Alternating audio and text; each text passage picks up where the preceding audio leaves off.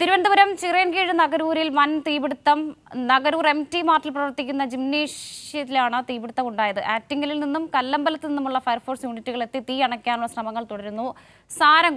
സാരംഗ്, എങ്ങനെയാണ് ഈ തീപിടുത്തം ഉണ്ടായത്? മാത്രമല്ല, ഇപ്പോഴെങ്ങനെയാണ് സ്ഥിതി?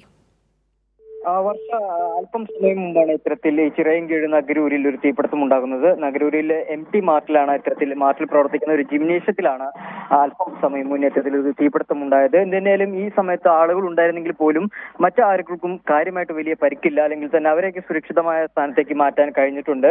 എന്തായാലും ഈ ഫയർഫോഴ്സ് യൂണിറ്റുകൾ എത്തി തീ അണയ്ക്കാനുള്ള ശ്രമങ്ങൾ നടക്കുകയാണ്. ആറ്റിങ്ങിൽ നിന്നും അതുപോലെ തന്നെ കല്ലമ്പലത്തു നിന്നുമുള്ള യൂണിറ്റുകളാണ്, അഗ്നിരക്ഷാ സേനയുടെ യൂണിറ്റുകളാണ് നിലവിൽ ഇപ്പോൾ അവിടെ എത്തി ഇത്തരത്തിൽ തീ അണയ്ക്കാനുള്ള പരിശ്രമങ്ങൾ നടക്കുന്നത്.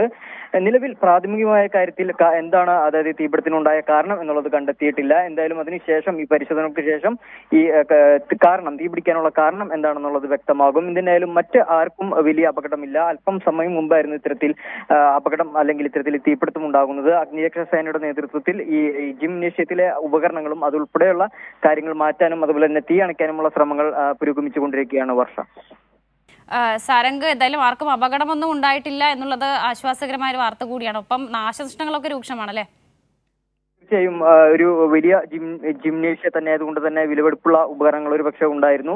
അതുകൊണ്ട് തന്നെ വലിയ നാശനഷ്ടം തന്നെയായിരിക്കും. അത് ഇത്തരത്തിൽ തീ അണച്ചതിന് ശേഷം ഇത്തരത്തിൽ കണക്കുകളും അല്ലെങ്കിൽ മറ്റ് രേഖകളും ഒക്കെ എടുക്കുമ്പോൾ മാത്രമായിരിക്കും അറിയാൻ കഴിയുക. എന്തായാലും ഇത്തരത്തിലുള്ള ഉപകരണങ്ങളൊക്കെ ഈ ജിമ്മിനകത്ത് ഉണ്ടായിരുന്നു. അതൊക്കെ മാറ്റാനുള്ള പ്രവർത്തനങ്ങൾ ഇത്തരത്തിൽ ഈ അഗ്നിരക്ഷാ സേനയുടെ ഭാഗത്തു നിന്നും നടക്കുന്നുണ്ട്. 2 യൂണിറ്റുകളുടെ നേതൃത്വത്തിലാണ് ഇത്തരത്തിൽ ഈ അഗ്നിരക്ഷാ സേനയുടെ പ്രവർത്തനങ്ങൾ നടക്കുന്നത്. തീ അണയ്ക്കാനുള്ള ശ്രമങ്ങൾ നടന്നുകൊണ്ടിരിക്കുകയാണ്. എന്തായാലും മറ്റാർക്കും പരിക്കില്ല എന്നുള്ളതാണ് ഏറ്റവും വലിയ കാര്യം. വർഷ